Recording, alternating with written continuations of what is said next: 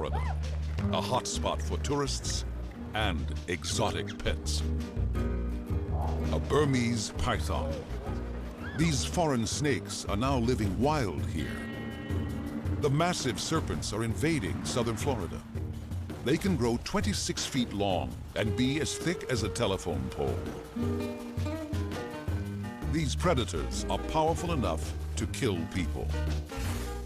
We're going to follow hunters as they track them down. Find out what they eat. Meet scientists investigating the snakes inside and out. Catch giants deep in the wilderness. Discover other exotic invaders. And analyze a strike. As recently as the 1990s, there were hardly any wild pythons in Florida. Now, there are thousands, perhaps tens of thousands. So how did this invasion start? It really is a case of snakes on a plane. 12,000 shipments of wildlife arrive every year through Miami, including, in the last 4 years alone, over 140,000 wild-caught pythons. There are other exotic animals too. These are green iguanas. Baby Burmese are just 20 inches long, but kept warm and well-fed, they grow and grow. In just a year, a python can double in size and swallow frozen rats whole. Soon, large rabbits are on the menu.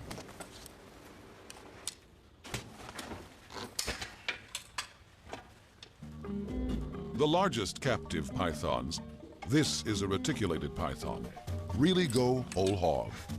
They can gobble up a pig with ease. Many owners are astounded to find that at just 2 years old, their pet python may be 11 to 12 feet long and weigh almost 200 pounds.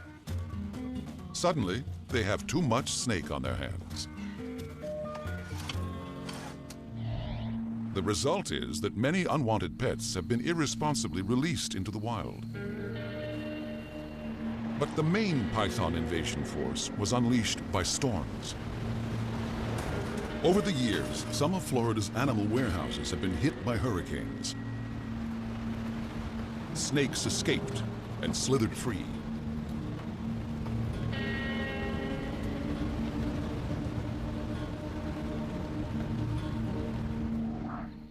The invaders occupied ground near Miami. With plenty of food and hiding places, the habitat is similar to their original Asian home. It wasn't long before the snakes pushed deeper into the interior of the state.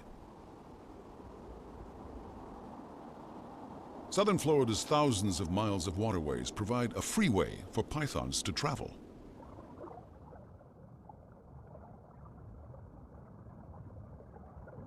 Snakes swim gracefully in elegant curves, pushing against the resistance of the water to move forward. The pythons have endurance, too. They can swim at least 6 miles without stopping.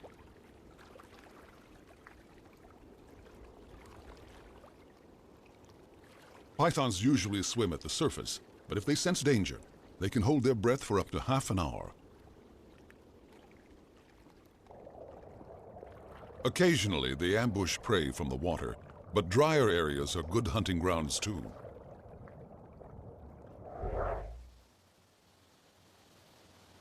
This is a now-defunct rocket testing site just 20 miles from Miami. It's prime python habitat.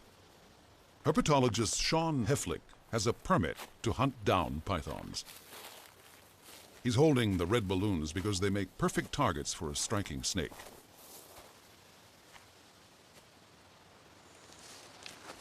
Burmese pythons, docile in captivity, but a whole different ball game in the wild. Oh! Now, the action is slowed down over 200 times. At this speed, a strike is awe-inspiring.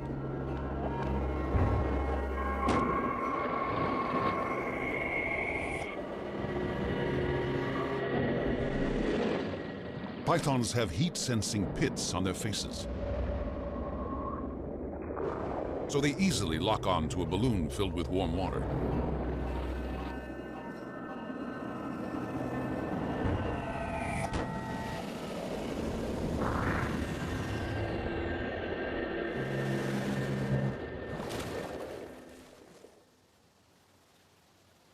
Gotta pick up my trash. Oh, then I've got to get this guy.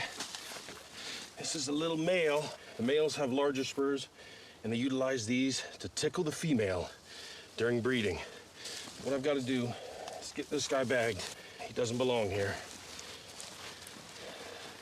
Let's go see if we can find some more. Sean's chances are good. Pythons can be thick on the ground here.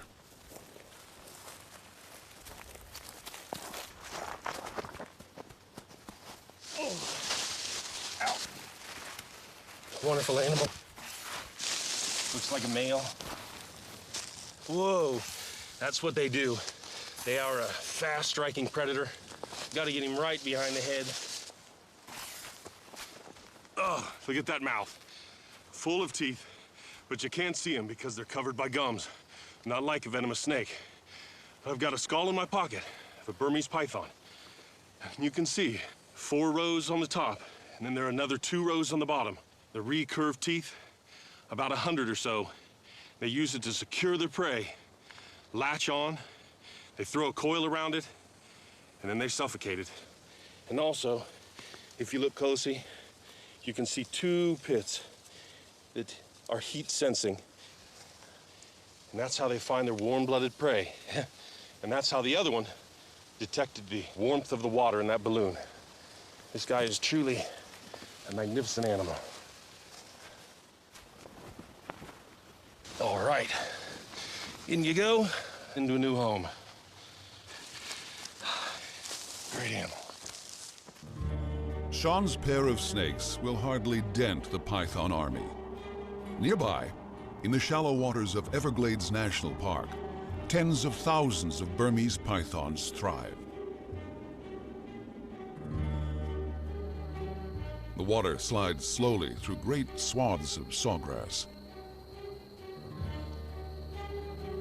Where there's higher ground, forests of slash pines and other trees grow. Water flows toward the sea at 1/4 mile a day. Cypress trees thrive in the shallows and can tower 120 feet into the sky. At Florida Bay, the river spills into the ocean and mangroves flourish. This wilderness is famous worldwide for its water birds and other fabulous wildlife.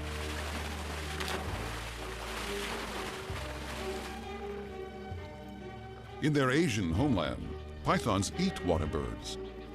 Could this cormorant in the Everglades become prey to a python? Perhaps anhingas are on the menu too. They're a common sight here. Unlike ducks, they don't have waterproof feathers. Wet plumage makes it easier for them to get underwater fast. They're also called snakebirds, and you can see why when they surface.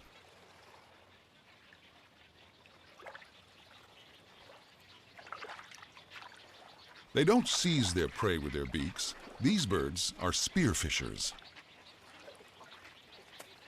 The unfortunate fish has been impaled on a razor-sharp bill. It takes a bit of fancy beak work to free the fish.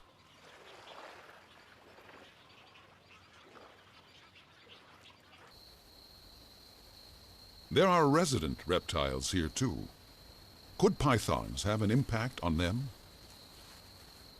The largest native snake in the U.S. is this one, the eastern indigo snake. They're an endangered species. Their favorite habitat is longleaf pine. 95% of that has been cleared by people. At first glance, they look jet black, but in the sun, they sparkle like jewels. Microscopic ridges on the snake's skin reflect and split light into different wavelengths. It's a non-venomous species. The biggest one ever caught was 8.5 feet.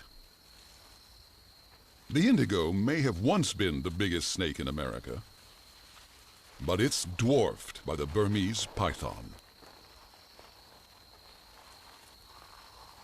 A large indigo snake might tip the scales at 13 pounds. An adult Burmese can be 15 times heavier. The invader certainly puts the indigo in the shade. Pythons could pose a threat to native snakes by competing for food and occupying the best lairs. The Everglades are famous for reptilian predators of their own. Alligators. Can the python muscle in on even these giants?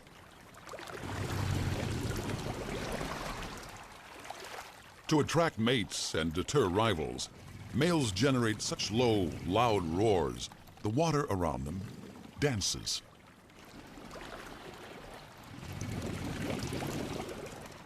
Alligators were once the undisputed reptile kings of the Everglades. But when push comes to shove, who would win a battle now? Alligator or python?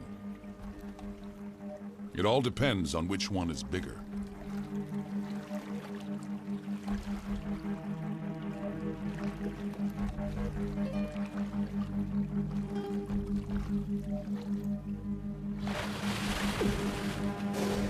A large gator can bite down with over 2,000 pounds of force. A well-aimed bite on a python's head kills it almost instantly.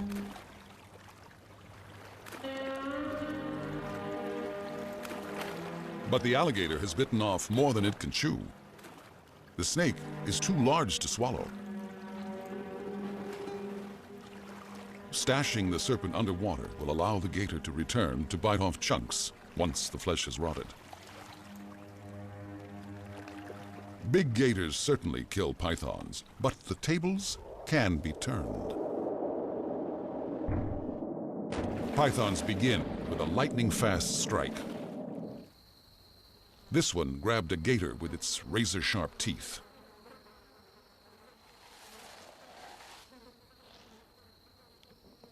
Lacking venom, it had to use muscle power to kill its victim.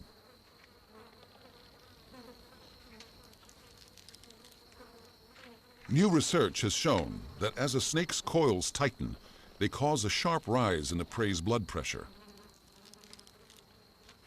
So the alligator is as likely to have died from burst blood vessels as from suffocation. Snake skin is so flexible, it can be stretched around the largest of meals without tearing, even a tough armored alligator. In a matter of days, powerful stomach acid will completely dissolve the meal. This is an incredible feat. The python has swallowed an alligator half as large as itself. But something just as remarkable is about to happen inside the snake. How does it cope with this massive meal?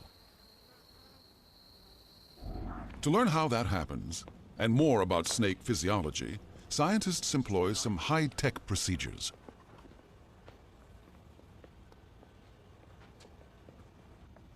In captivity, rats, not alligators, are on the menu.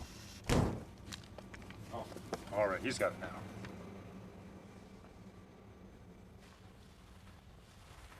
Stephen Secor is a professor and team leader at the University of Alabama. He wants to understand how snakes can stomach their prey. What an amazing animal the python is. I mean, consider, here's an animal that can go a month, even year without eating, and then able to capture, ingest, and digest a meal that's equal to half its own body size.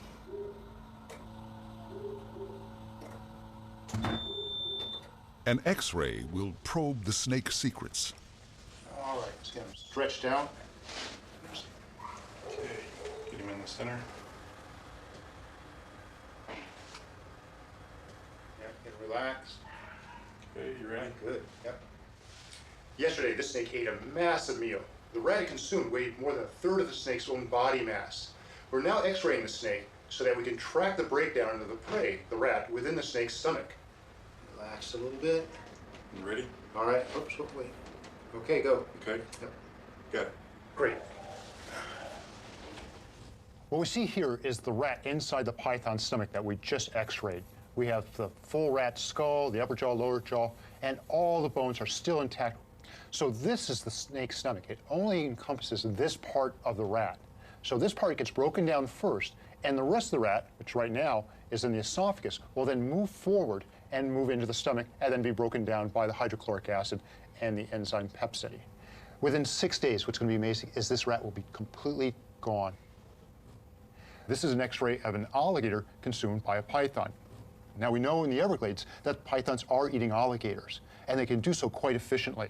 Within 1 day, we start seeing a little bit of breakdown occurring in the snout of the alligator. By 2 days, half the skull is missing, parts of the forelimb have already been broken down. At 3 days, only a small part of the skull is remaining. At 4 days after feeding, pretty much all we have is parts of the hind limbs and a little bit of the alligator's tail. By 5 days, just a scattering of small bones, and at 6 days, it's all gone. Everything has been broken down and passed into the small intestine. These snakes have a tremendous capacity to break down any prey item within their stomach. They are extremely efficient hunters and digesters. In our studies on the digestive efficiency of pythons, we've estimated that an adult python, about 12 feet long in the Everglades, would have consumed 70 deer mice, 30 cotton rats, 15 squirrels, a dozen rabbits, and several raccoons. It takes a lot of food to grow a 12-foot python. Native animals could be under threat, including the 36 species that are federally protected in the national park. Wood storks are one of them. They have a wingspan of up to 6 feet, more than the height of an average man. Fewer than 10,000 pairs remain.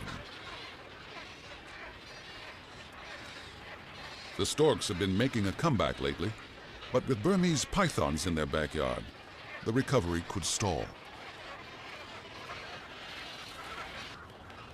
Younger, lightweight pythons are expert climbers. Chicks could be seized and swallowed by them. A single snake couldn't devastate a whole colony, but its presence is worrisome. To discover whether pythons pose a real threat, scientists need ingenious surveillance techniques. Okay, you don't want to go right over it. The Python Science Support Team is tracking wild snakes in the national park. Somewhere below, there's a snake carrying a locator device. Mike Rochford is a python researcher. We've got the GPS point here of the last time we saw the snake, and we're circling around and we're going to try and listen for the signal. And once we start to hear a signal, we're going to drop down and try and pinpoint the location. It's a monumental task. The national park covers a vast 2,500 square miles. Okay, I heard the snake pretty loud right there, so what I did is I went ahead and took a waypoint, and that way we've got the exact coordinates. They've acquired their target. Now it's time to drop in on the python. If they're lucky, they'll find more than one. Remarkably, the researchers have discovered that tagged female snakes can lead them to other pythons. They're hoping the one they're trailing today will become an informer and deliver other snakes into their hands.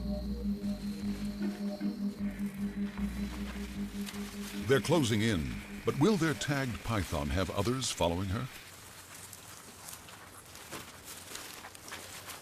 So Mike, this is where we found her originally. She'd matted down all this area so that she could get up out of the water and bask better.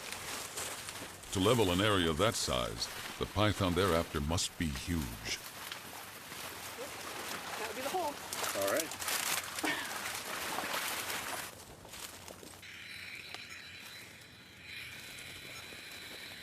That's what we like to hear. Yeah, we'll get to this one now. Pythons can just melt away into the surroundings. The team is just yards away from an enormous snake, but without radio tracking, they'd never find her. I think she may be in this mound, actually. Yep, I see her right back here. They're all coiled up.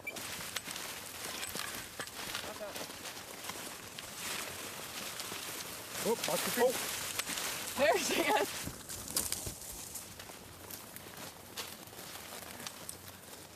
Should behave in this moment. So we want to go ahead and look for the sutures where we implanted the radio transmitters. There. Looks like it's holding up well. We don't have a gaping wound or anything like that. Okay, here's the second suture right here, and that looks like it's healing up pretty well. So, looks like she's a healthy snake, and I think we can go ahead and release her again. At around 15 feet, this is one of the biggest wild snakes ever found in Florida. All right, we ready?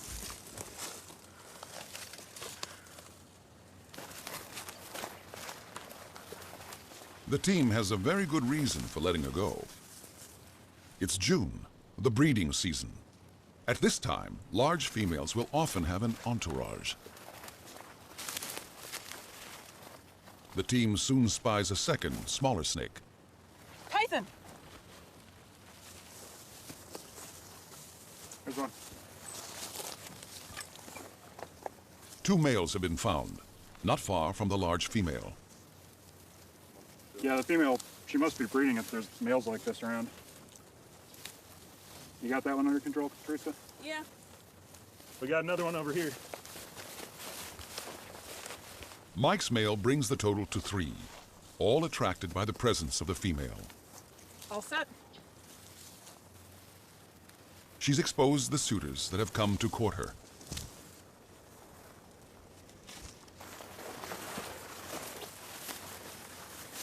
The captured males will help confirm what's on the menu for these snakes in Florida.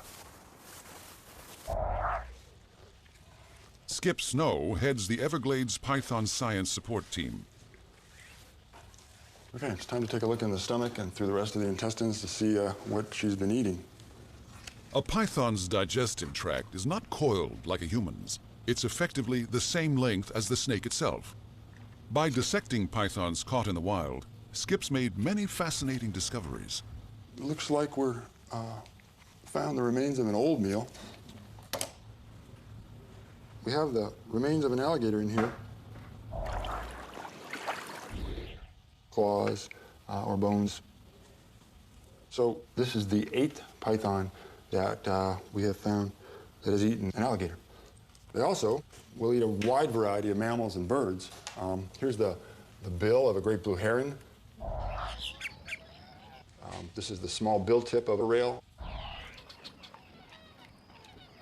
In the mammal category, everything from small mice and rodents to bobcats.